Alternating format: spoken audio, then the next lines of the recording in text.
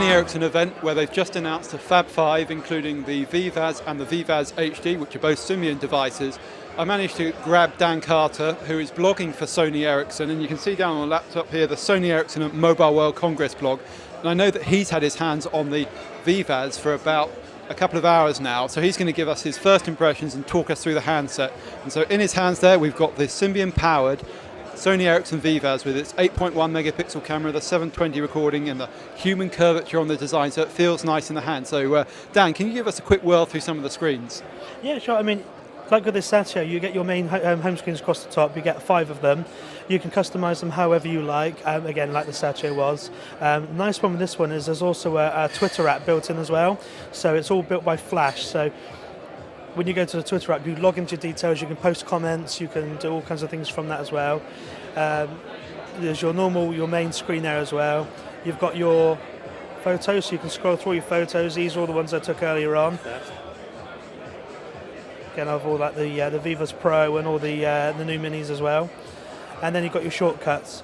As you say, it does run on Symbian as well, so like most of the Symbian phones, you get your home screen you can customize, you can put on shortcuts to your favorite contacts, with photos on there as well. So it's important to point out here that it's the Symbian 1, which is S60 5th edition, but it's running a lot of Sony Ericsson enhancements on the top, including the home screen, the media player, and a whole lot of bundled applications. It is, yeah.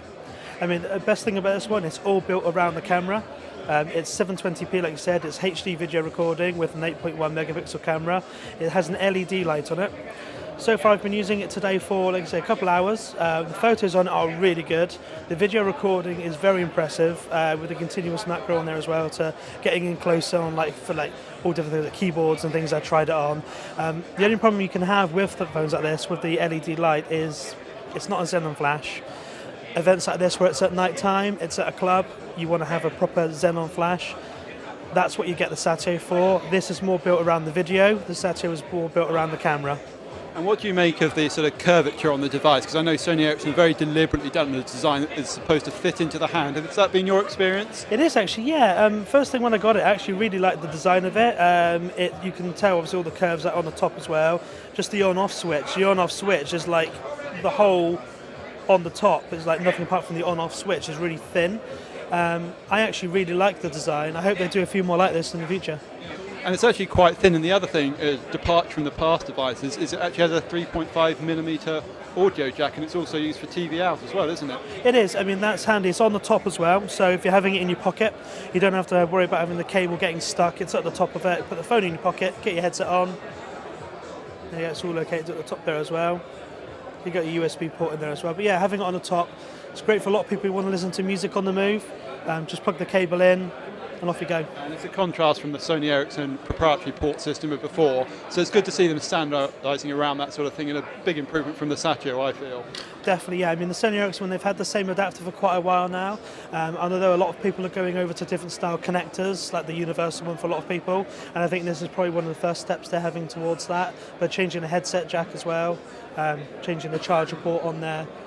Yeah. And the Vivaz actually has a sister device, the Vivaz Pro, that was announced here. What's the big difference there? Keyboard.